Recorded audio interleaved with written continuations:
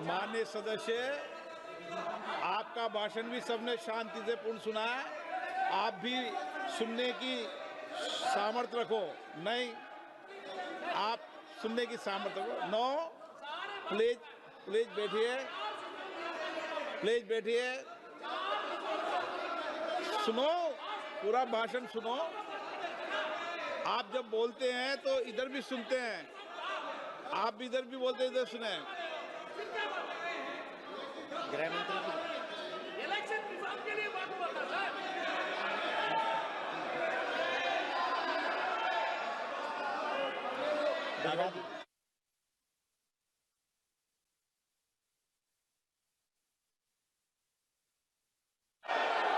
माननीय सदस्य, आप जब बोलते हैं तो इधर भी सुनते हैं, पूरे सुनने की क्षमता रखो।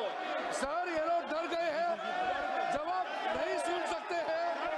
इतना दिनों से देश के सामने में झूठ फैला करके इन्होंने गुमराह करके चर्चा मिला।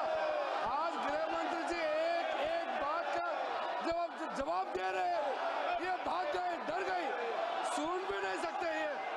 अगर ये सुन नहीं सकते हैं, इतना दिनों से संसद का समय बर्बाद क्यों किया? अगर सच्चाई नहीं सुन सकते तो इतना दिनों तक सड़कों पर संसद का समय लोगों को रंग फैला करके क्यों समय बर्बाद किया? ये दिखा रहे। हमको मालूम था ये भागने वाले हैं। सच्चाई को सुनना चाहिए, सच्चाई को सुनना चाहिए। और जब सच्चाई सामने में आया तो डर गए, सुनने का कैपेसिटी तक नहीं है और इतना गुमराह किया।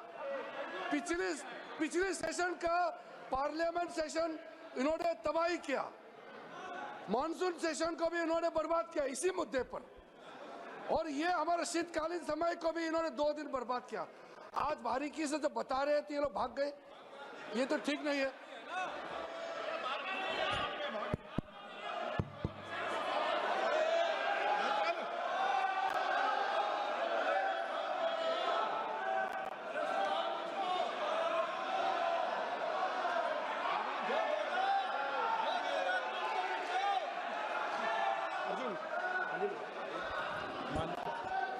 मान्यवर, ये 200 बार भी बहसकार करेंगे, एक भी अवैध घुसपैठियों को इस देश में हम वोट नहीं देंगे।